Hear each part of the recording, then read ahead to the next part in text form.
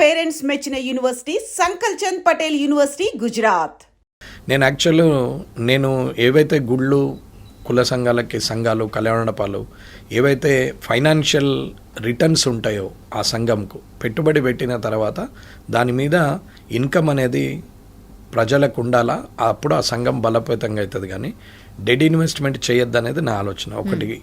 ఒకటి పనికిరాని కట్టడం కట్టించే కన్నా దానివల్ల రిటర్న్స్ వచ్చే కట్టడం కట్టియడం కరెక్ట్ అనేది నా ఆలోచన. కళ్యాణపము ఖచ్చితంగా కిరాయిలు వస్తాయి, వాళ్ళకు ఆ సంఘంలో జమ అవుతూ ఉంటుంది. ఇది నా ఉద్దేశం. గుళ్ళు ఉన్నాయి, మానసిక పరిస్థితి బాగాలేనప్పుడు ప్రతి ఒక్కరం పోయేది గుడికే. ఎంత ఇబ్బందులు వచ్చినా, ఎంత డబ్బున్నోడైనా, ఎంత డబ్బు లేనోడైనా, పుష్కలంగా ఆరోగ్యంగా ఉన్నోడైనా ఒక్క పొద్దులు పట్టిపోతాడు, అనారోగ్యం ఉన్నోడు ఖచ్చితంగా బాగు చేయి భగవంతుడు అని దేవుని దగ్గరికి పోతాడు. కాబట్టి ఆ గుళ్ళకి కానీ, మసీదులకు కానీ, చర్చిలకు కానీ ఆ వాల్యూ ఉంది. కాబట్టి మనిషి ప్రశాంతంగా తన గురించి తాను కోరుకునే ఒకే ఒక్క ప్లేసు అవి దేవుడు ఉన్నటువంటి గుళ్ళు తప్ప వేరే అవకాశం అయితే ఉండదు. సంతోషాన్ని మిత్ర బృందానికి పంచుకోవచ్చు, లేదా పార్ట్నర్స్తో పంచుకోవచ్చు, లేదా కుటుంబంతో పంచుకోవచ్చు. కానీ కష్టాన్ని మాత్రం దేవునితోనే పంచుకుంటాం. అది ప్రతి ఒక్కరూ మన ఆత్మవిమర్శ చేసుకుంటే అర్థమవుతుంది. ఎవరం కోరుకున్నా ఓ టైంలో భగవంతుడా జర నన్ను ఇది చూడని చెప్పి ఇట్లా అనే పోతాము, అంతే. పొద్దున్న లేసాను అది ఖచ్చితంగా చేస్తాం. అది ఒక్క పూట దొరకలేదా రామచంద్రరావు గారికి? అయితే ఆయన పూట దొరకలేదంటే నేను అవన్నీ రోజు 35 నుంచి 40 సంఘాల ఇనాగ్రేషన్స్ ఉండే, అట్లా 3600 సంఘాల దగ్గర నేను మొత్తం కంప్లీట్గా డైలీ చేసుకుంటూ పోతే కూడా నాకు నెల రోజులు చేస్తే 900 అయినాయి. 900, 1000 దాకా దాటలేవు. కంటిన్యూగా నేను 2.5 months చేసిన. 2.5 months చేస్తే ఇంకో 25% ఇంకా పెండింగ్ ఉన్నాయి, అవి చేయలేదు. ఇంకా కంటిన్యూగా 3 months, almost 3 months, 2.5 months means 82 days చేసాం కంటిన్యూగా. నువ్వు వర్షం వచ్చినా రాకున్నా ఏదన్నా మార్నింగ్ 8 to ఈవినింగ్ 8-9 వరకు కంటిన్యూ చేసాం.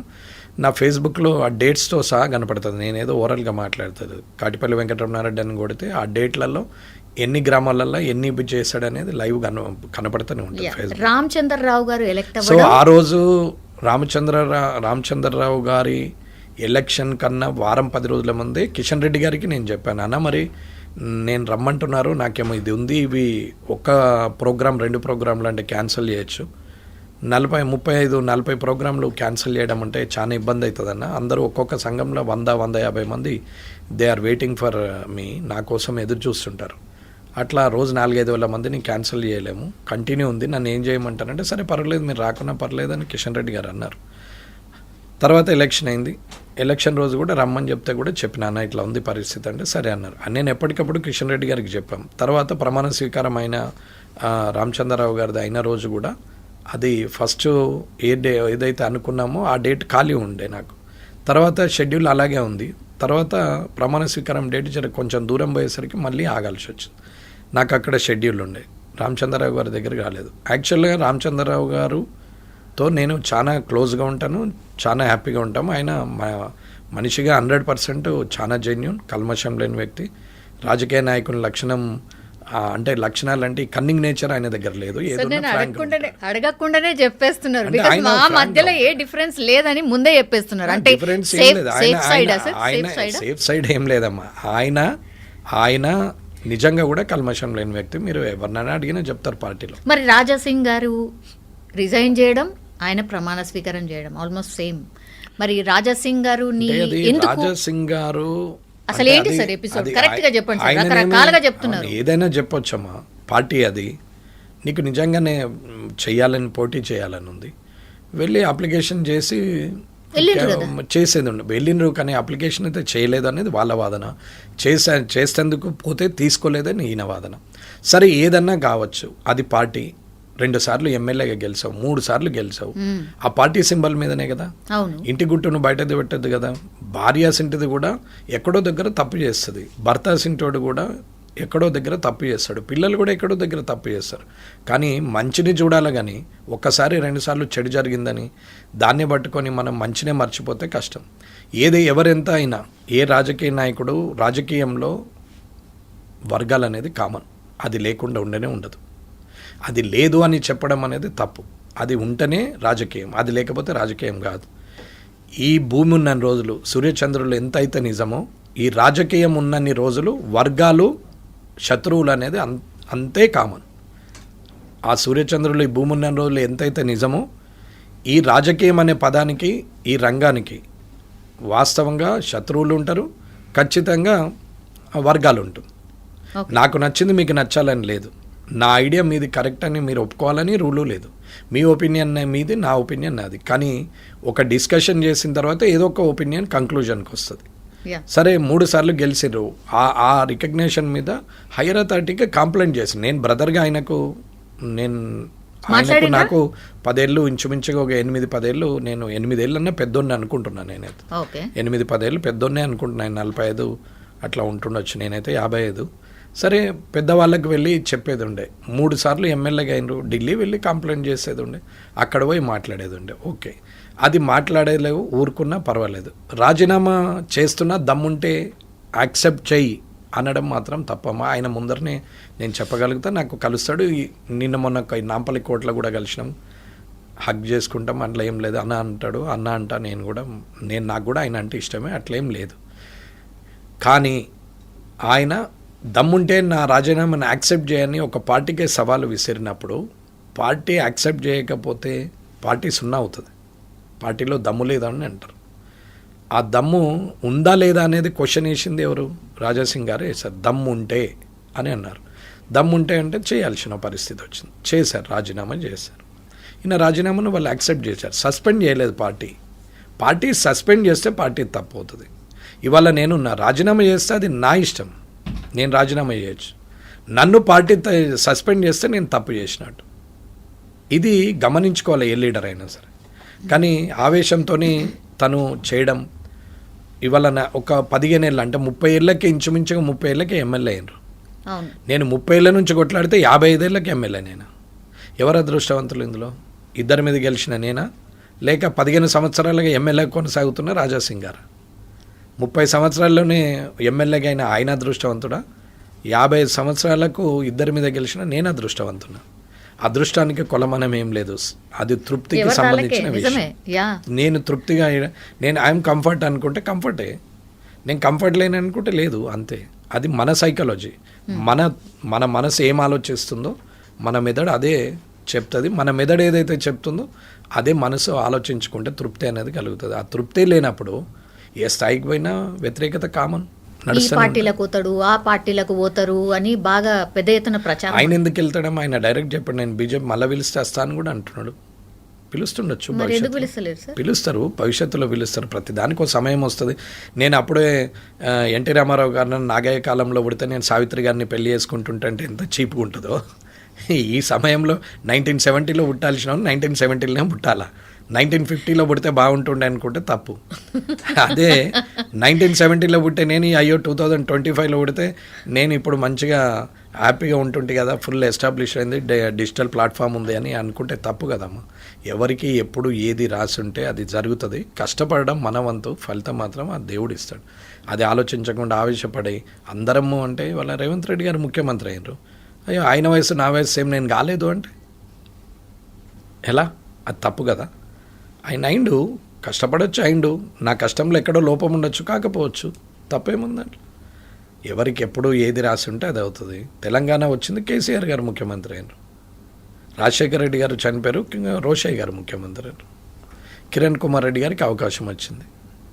అదే ఎన్టీ రామారావు గారు చనిపోకపోతే, అదే చంద్రబాబు నాయుడు కాకపోతే, ఇలా అనుకుంటే ఏది అనుకుంటే అదే. కాబట్టి అవకాశం ఏ రూపకంగా వచ్చేది ఎవరికి తెలియదు. కానీ ఆ అవకాశం వచ్చినప్పుడు మనం చనిపోయిన తర్వాత కూడా నిజంగా ఆయన చాలా బాగుండే, అలా ఉండాలి అనే పేరు తెచ్చుకున్న వాళ్ళు లీడర్లు.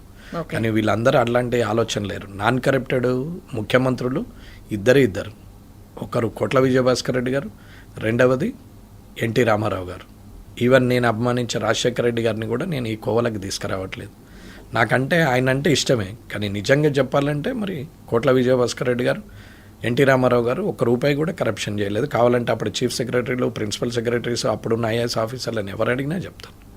ఓకే, వాళ్ళని చూసి ఇన్స్పైర్ అయ్యి రాజకీయాల్లో వచ్చారా సార్? 100%. ఓకే, అంతే కదా. కానీ అవకాశం ఇచ్చింది మాత్రం భారతీయ జనతా పార్టీ. నేను కాంగ్రెస్ ఫ్రమ్ ద బిగినింగ్ నుంచి. కానీ అవకాశము నాకు రాజకీయంగా అవకాశం ఇచ్చింది కాంగ్రెసే. నన్ను రాజకీయంగా ఎదుగుదల చేసింది, జిల్లా పరిషత్ చైర్మన్ చేసింది వైఎస్ రాజశేఖర రెడ్డి గారే. సరే ఎవరెవరో ఏదేదో చెప్పుకుంటారు, మేము చేసినాం అంటారు, కానీ అది నాకు తెలుసు, చేసిన ఆయనకు తెలుసు, పైన భగవంతునికి తెలుసు. ఇప్పుడు అధికారంలో ఉంది తర్వాత కాంగ్రెస్ పార్టీ కాబట్టి ఎప్పుడైనా అనిపిస్తుందా సార్, అయ్యో నేను రాంగ్ పార్టీలు ఉండనా? అట్లా ఏం లేదమ్మా. ఎందుకు అనిపిస్తుందా? అయ్యో అందులో ఉంటే టికెట్ ఇవ్వకపోదురేమో, నాకు ఎమ్మెల్యేనే కాకపోతుంటేనేమో అని అనుకోవాలి, కానీ నేను ఇందులో ఉంటేనే ఎమ్మెల్యే అయినా అని అనుకుంటా నేను. కాబట్టి అట్లేం లేదు. ఇవాళ భారతీయ జనతా పార్టీలో నాకు ఎమ్మెల్యేగా నాకు మళ్ళీ తిరిగి రాజకీయ భిక్ష పెట్టింది ఆ పార్టీ. సరే, పార్టీలు మారడం అనేది వారి వారి వ్యక్తిగత విషయం, వారి అవసరం, వారి అవసరాలకే మారుతారు అనేది అయితే నేను నమ్ముతా. ప్రజల అవసరాల కోసం మారే వ్యక్తిని నేనైతే చూడలేదు. ఈ మధ్య కాలంలో చాలా కాంట్రవర్సీగా ఉన్నటువంటి టాపిక్ సార్, ఓసీలకు రిజర్వేషన్. అంటే మీకు వెనకాల రెడ్డి ఉంది కాబట్టి ఆ రెడ్డిల గురించే మీరు ఏదో ఫైట్ చేస్తున్నట్టుగా, లేకపోతే ఓసీల గురించే మీరు ఫైట్ చేస్తున్నట్టుగా, మిగతా అసలు మీకు అక్కర్లేనట్టుగా ప్రొజెక్షన్ అవుతుంది సార్. నిజంగా మీ మనసులో మాట ఏంటి సార్? ఒకటి అందరు గమనించాల్సింది ఏంటంటే, ప్రజలందరూ కూడా, నాకైతే కులం ఫీలింగ్ ఉండదు, మతం ఫీలింగ్ ఉండదు. నేను ఇప్పటివరకు మతం పట్టుకొని ఎక్కడ మాట్లాడిన సందర్భం లేదు, కులం పట్టుకొని మాట్లాడిన సందర్భం లేదు. నేను తప్పొప్పులనే చూస్తా, నీనా అని కూడా చూడ. నేను మంచి చెడు తప్పు ఒప్పు ఈ వీటి మధ్యనే నేను క్యాలిక్యులేషన్ చేసుకుంటూ ఉంటానమ్మా. వాస్తవంగా ఏదైతే ఆర్థిక పరమైన రిజర్వేషన్స్ ఇవ్వమని చెప్పినాం, నేనన్నది ఓసీ రిజర్వేషన్ ఇచ్చేసి జనరలే పెట్టకండిగా, జనరల్ ఎందుకు ఓసీ రిజర్వేషన్ ఇచ్చేయమని చెప్పినాం. As per calculation of government, కుల గణన చేసినటువంటి ప్రభుత్వము అది నిజంగానే న్యాయమైనప్పుడు కులాల వారిగానే రిజర్వేషన్లు ఇవ్వమని చెప్పినాం. మాలది మాలకే, మాదిగది మాదికే, మాలోళ్ళల్లో కూడా నీరడోళ్ళు ఉంటారు, మాదిగోళ్ళల్లో కూడా వేరే రకాలు ఉంటాయి, అందులో ఏబిసిడి టైప్ అట్లా కూడా ఉంటాయి. చెర్ల నుంచి నీళ్ళు ఇడిచిపెట్టే వాళ్ళని నీరడోళ్ళు అంటారు, డప్పు కొట్టేటోళ్ళు డప్పు కొట్టుతూ ఉంటారు. ఇక తోలు తీసేవాళ్ళు, బర్రెలు చనిపోతే గోజల తోళ్ళు తీసేవాళ్ళు వాళ్ళు ఉంటారు. అలాగే బొందలు దావేటోళ్ళు వాళ్ళు ఉంటారు, కాటిపాపలోళ్ళు ఉంటారు. వీళ్ళందరూ చాలా రకాలు ఉంటాయి అందులో. అట్లా మాలోళ్ళల్లో కూడా ఉంటారు. అంటే ఎస్సీలల్లో మాల మాదిగా అంటారు, అందులో కూడా సబ్ డివిజన్స్ ఉంటాయి. ఇప్పుడు నేను చెప్పిన వృత్తి, వాళ్ళ వృత్తిని బట్టి అట్లా చేశారు. సరే, అప్పటి పరిస్థితులను బట్టి అట్లా చేశారు. అట్లాగే బీసీలలో దర్జీలు ఉంటారు. టైలరింగ్ అంటే ఇప్పుడు టైలరింగ్ కొట్టడం, ఇప్పుడు మంగళోళ్ళు చేయడం, ఇవన్నీ ఈ కులపడు ఆ కులపడు అని లేదు, ఎవరికి టాలెంట్ ఉంటే వాళ్ళు చేస్తున్నారు. అట్లానేమి నాయి బ్రాహ్మలే ఒక్కరే చేస్తున్నారు అనేది లేదు. అట్లాగే దర్జీలు చాలా లీస్టెడ్ పాపులేషన్ ఉంటారు. బీసీలలో హైయెస్ట్ పాపులేషన్ ముదిరాజు, మున్నూరు కాపు ఉంటారు. నేను ఇంట్లో 134 కులాలు ఉన్నాయి. సరే, అందులో ఒక 10-15 ఎస్సీలలో ఉన్నాయి, ఓసీలలో కూడా 20-25 ఉన్నాయి.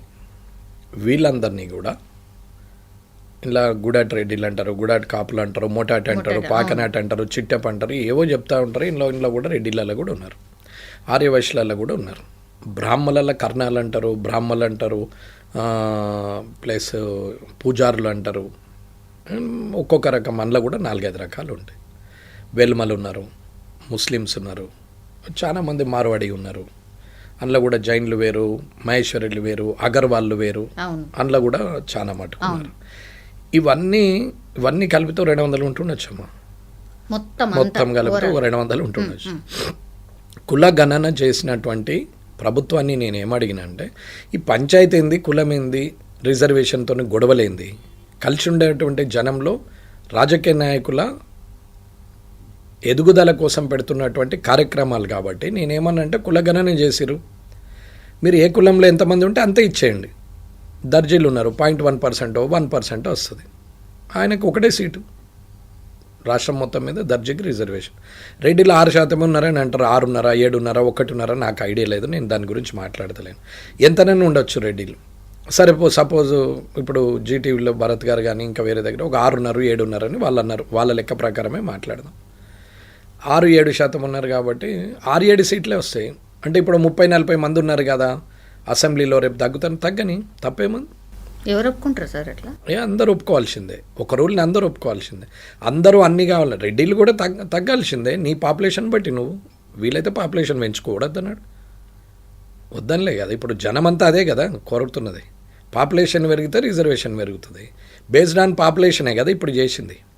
కులగణన అదే కదా ఇప్పుడు చేసింది, అదే కదా రేవంత్ రెడ్డి గారు చేసింది. పాపులేషన్ పెంచుకోమని చెప్తున్నాను నేను, దర్జీలకు అదే చెప్తున్నాను. రెడ్డిలు కూడా అదే పెంచుకొని రేపు 40% పెంచుకొని ఎవరు వద్దన్నారు? అడ్డం ఎవరు వస్తలేరే? నీ పాపులేషన్ పెంచుకోవడానికి నీకు అడ్డం వస్తలేరు కదా ఎవరు.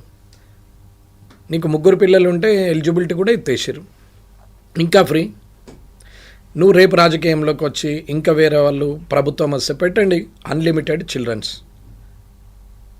పిల్లలు ఎంతమంది ఉన్నా రాజకీయ పోటీకి అరువులే అని పెట్టండి. వాళ్ళ బయలా తీసుకురండి, ఏమైంది? జీవో తీయండి, ఏమైంది?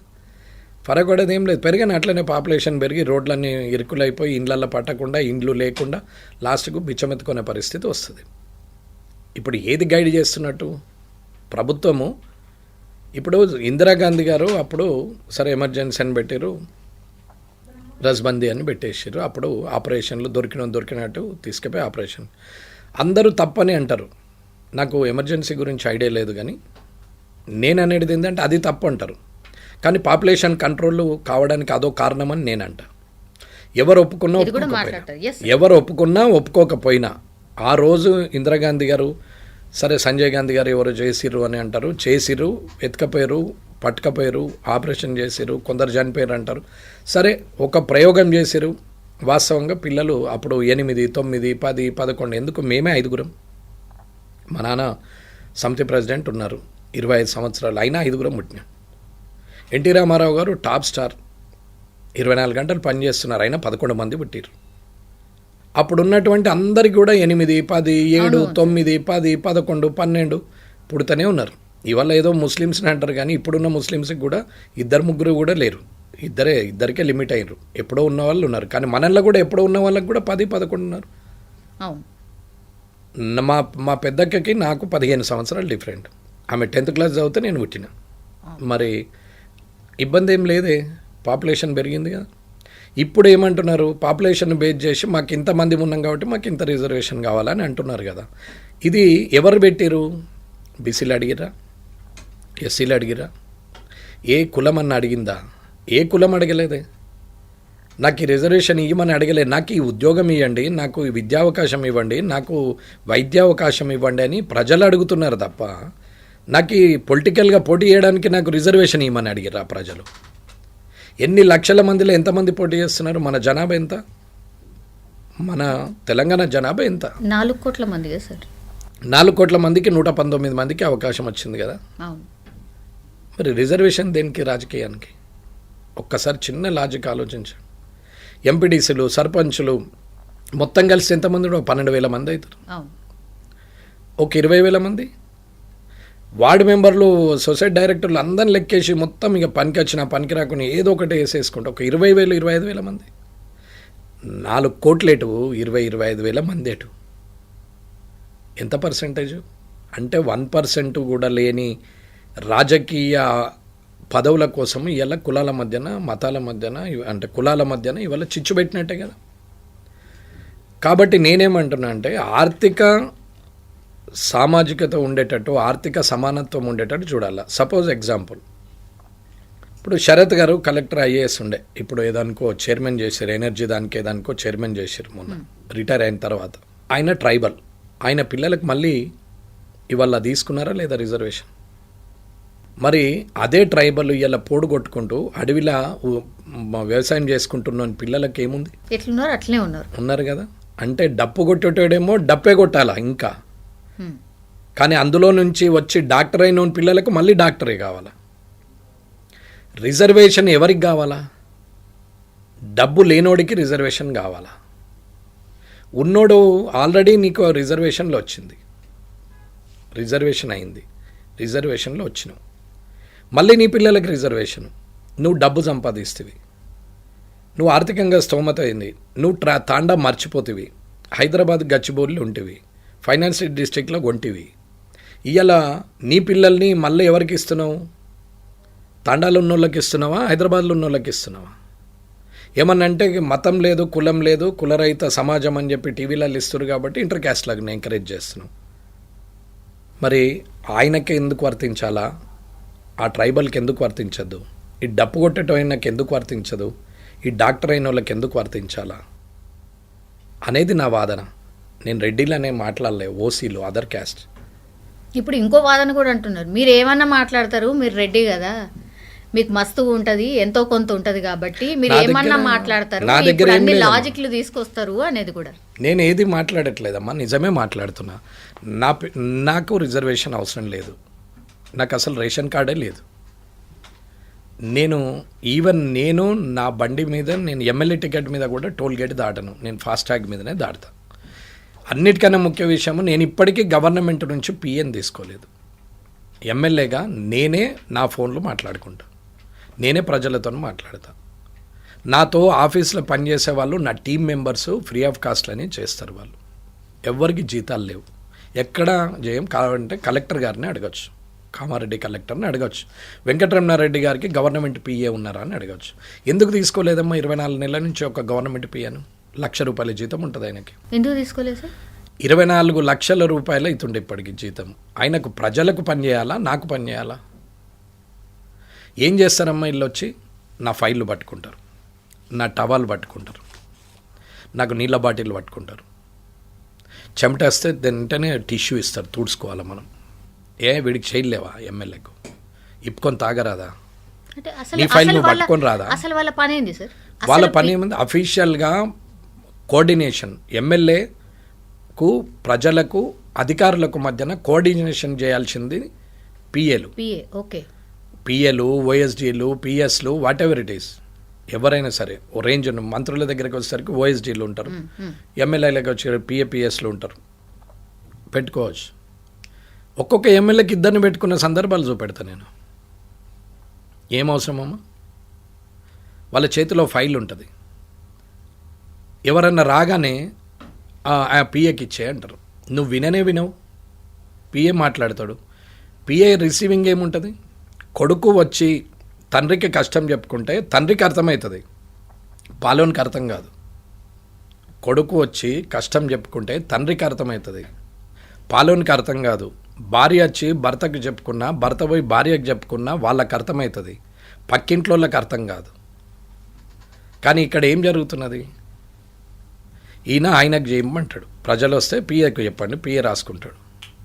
పిఏ చెప్తే నీకు నెత్తికెక్కుతుంది, పిఏ చెప్పకపోతే ఊరుకుంటాడు. పిఏ మంచోడంటే మంచోడు అనిపిస్తుంది, పిఏ చెడ్డోడంటే చెడ్డోడు అనిపిస్తుంది. కారణం ఏంటంటే భార్య స్థానంలో ఆ పిఏ ఉంటాడు 24 గంటలు. భార్య ఏది చెప్తే అదే రైట్ అనుకుంటారు, భర్త ఏది చెప్తే అదే రైట్ అనుకునే భార్య ఎట్లుంటుందో, భార్య చెప్తే భర్త ఎట్లా అనుకుంటాడో అట్లనే ఒక లీడర్కు పిఏ ఎట్లా అంటారు. పిఏ అంటే నథింగ్ బట్ వైఫ్. 100% ఆయన చెప్పిందే వింటారు.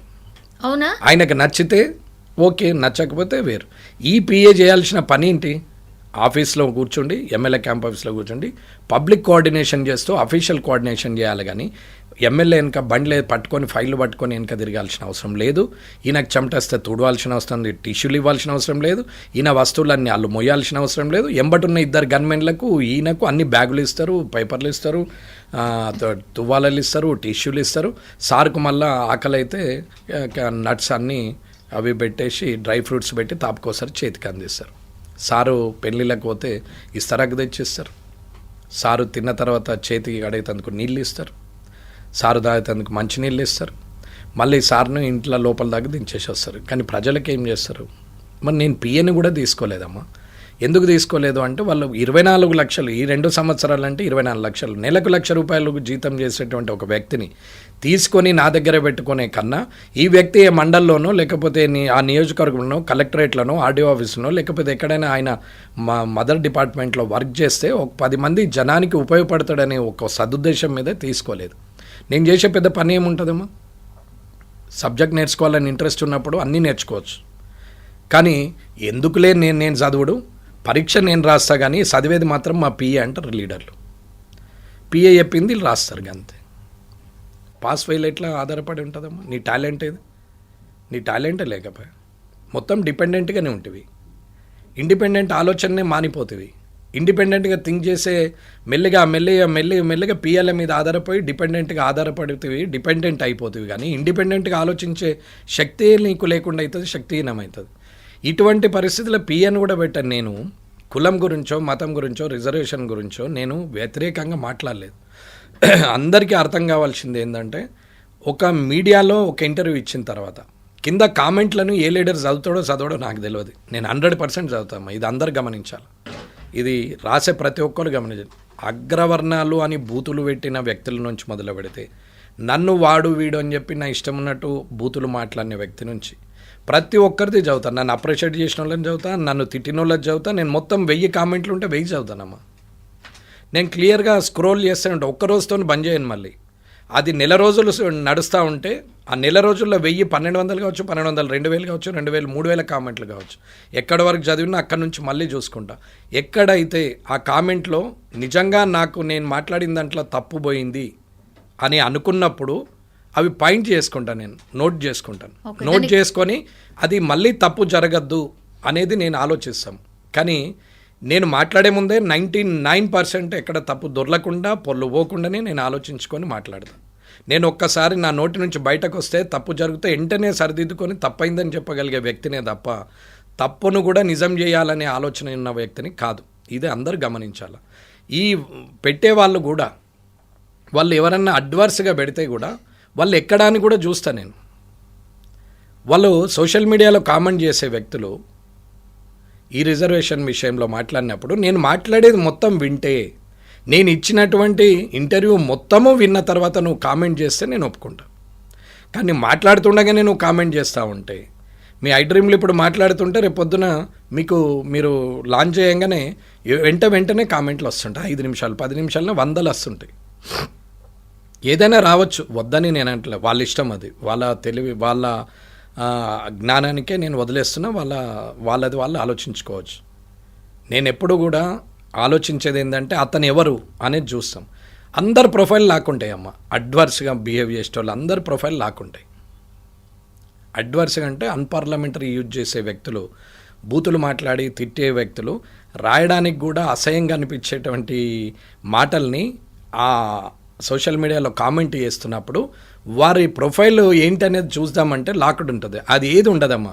వాళ్ళు ఎక్కడ బారిన, ఎక్కడెక్కడ పుట్టిరు, ఎక్కడ చదివిరు, వాళ్ళు ఎక్కడెక్కడ వేరు, ఇప్పుడు ఏం చేస్తున్నారు, ప్రజెంట్ లైవ్ ఎక్కడ, ఇవన్నీ ఏముండవు. లాక్, ప్రొఫైల్ లాక్ అని ఉంటుంది. కామెంట్ చేసిన నీవు నిజమే అయినప్పుడు ధైర్యంగా నీది నువ్వు పెట్టు. ఎందుకు లాక్ చేస్తావు? నిన్నెవరేమంటారు? నువ్వు నిజం మాట్లాడినప్పుడు ధైర్యంగా మాట్లాడు. నువ్వు సొసైటీ కోసం మాట్లాడుతున్నప్పుడు ధైర్యంగా మాట్లాడు. నేను ఎంకరేజ్ చేస్తాను. నిజంగానే నువ్వు తప్పు మాట్లాడితే నేను తప్పైందని చెప్తా. నువ్వు తప్పు మాట్లాడలేదు నిజమైంది అని అనుకోండి, నువ్వు ధైర్యంగా పెట్టు. కానీ ప్రొఫైల్ లాక్ చేస్తారు. ఇది సోషల్ మీడియా వారియర్స్. వీళ్ళని ఏమనాలమ్మా?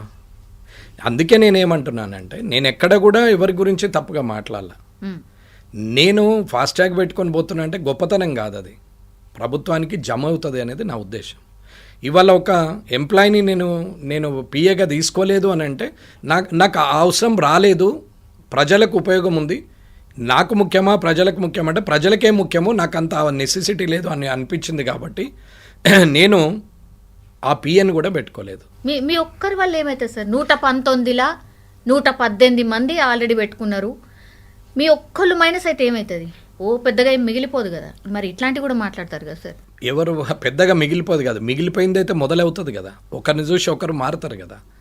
ఇదే మాట ఫ్రీడమ్ ఫైటర్సు, నాకెందుకులే, నాకు భార్యా పిల్లలు ఉంటారు, నేను పెళ్లి చేసుకుంటా, పిల్లల్ని గంట, ఇంగ్లీష్ వాడి కింద అయితేమి, ఫ్రెంచ్ వాడి కింద అయితేమి, ఇంకోని కింద అయితేమి, ఇంకోని కింద అయితేమి, నాదేం పోయింది, ఇదే బానిసత్వము, నేను బానిసగానే ఉండిపోతా, కానీ నా పిల్లలతోనే హ్యాపీగా ఉంటా అని అనుకొని ఉంటే, భగత్ సింగ్ గారు కానీ, చంద్రశేఖర్ ఆజాద్ గారు కానీ, వీళ్ళందరూ కూడా, అంటే సుభాష్ చంద్రబోస్ గారు కానీ, ఎవరైనా ఫ్రీడమ్ ఫైటర్స్ అందరూ కూడా, అల్లూరి సీతారామరాజు గారు కానీ, అట్లాగే 100 మంది బయటకు రానోళ్ళు, 1,00,000 మంది ప్రాణత్యాగం చేసిన వాళ్ళు, వాళ్ళందరూ ఇట్లనే ఆలోచించుంటే ఇవాళ ఈ అరచేతిలో 6 ఇంచుల ఫోన్ పట్టుకొని కూర్చుండే వాళ్ళమా?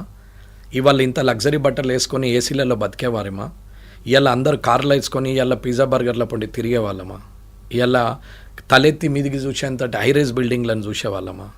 ఇవాళ అమెరికా పోయేవాళ్ళమా? ఇవాళ ఇంత లగ్జరీ బతికే వాళ్ళమా?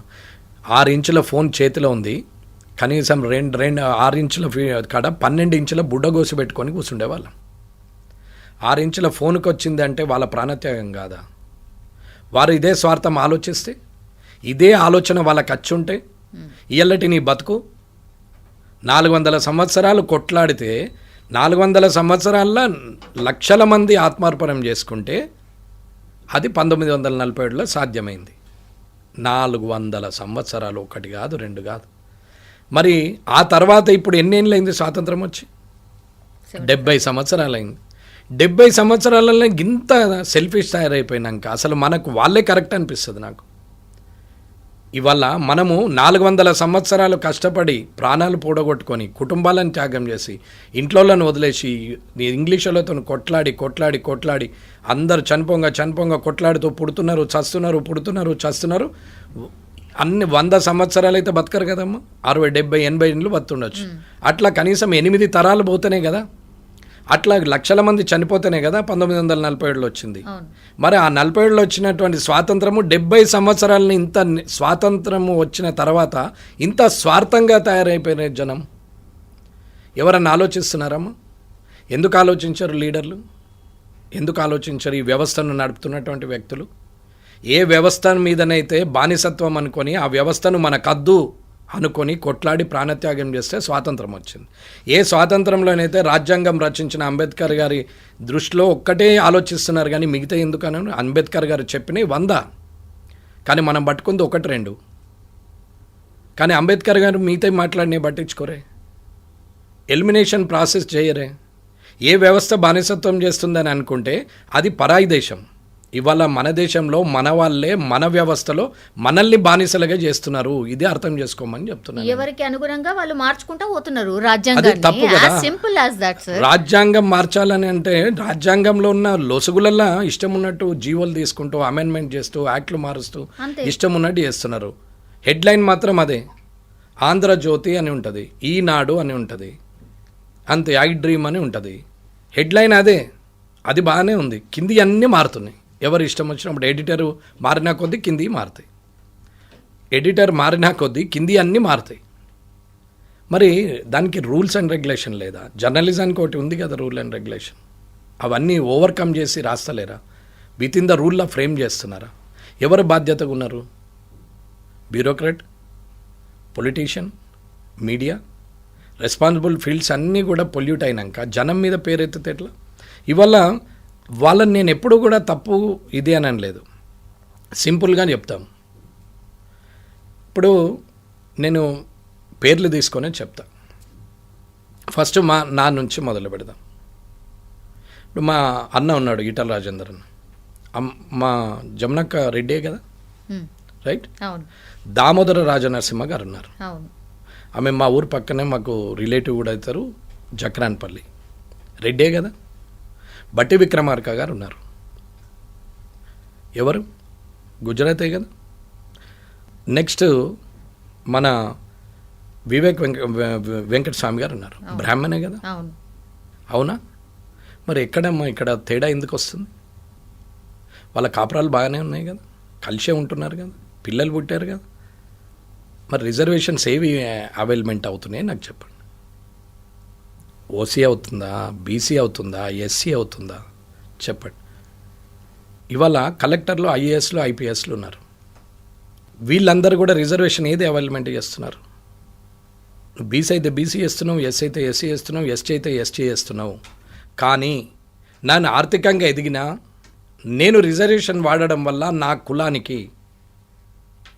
కులానికి నష్టం జరుగుతుంది.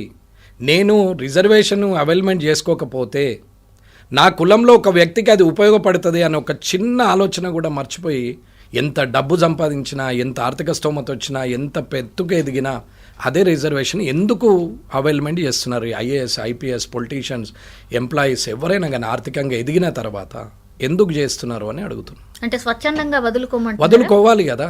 నేను అదే చెప్తున్నా. నేను పిఎన్ తీసుకోలేదు, స్వచ్ఛందం అంతే. నేను ఫాస్ట్యాగ్లో పోతున్నా, నీతులు చెప్తున్నావు అని అంటారు కొందరు సోషల్ మీడియాలో. నేను నువ్వేమనుకున్నా నేను నా బాధ్యత అనుకుంటున్నా. నేను నువ్వేమన్నా అనుకో, నన్ను మాటలు ఒక ఆయన పెట్టిండు మా కాన్స్టిట్యున్సీ అయినా ఒక టీచర్ పెట్టిండు, కొంగల వెంకట అని పెట్టిండు. నీ అంత నరకుడు ఒకటి నరకడని పెట్టిండు. నేను అనుకుంటే 2 నిమిషాలు, కానీ నేను పగలబట్ట తెలుసుకోలేదు. నేను మార్పు కోరుతున్నా, ఆలోచన విధానంలో మార్పు కోరుతున్నా. నేను మార్పు కోరుతున్నప్పుడు నేను మార్పు కోరుతున్నప్పుడు నేను డైవర్ట్ ఎందుకు కావాలా? అదే ఆయన అభిప్రాయం. నేను నర్త అనేది ఆయన అభిప్రాయం. ఒక ఉపాధ్యాయుడు, టీచరు, నా కాన్స్టిట్యున్సీ, నాకు ఆయన తెలుసు, కానీ నాకు అవసరం లేదు. ఆయన విఘ్నత అంతే అనుకున్నా వదిలేసి. తెలుసా సార్? ఆయనకి ఇప్పుడు తెలుస్తుంది మీడియా ద్వారా, ఎందుకంటే నేను చదువుతా అనేది వాళ్ళకి తెలవాలని అంటున్నా. ఓకే.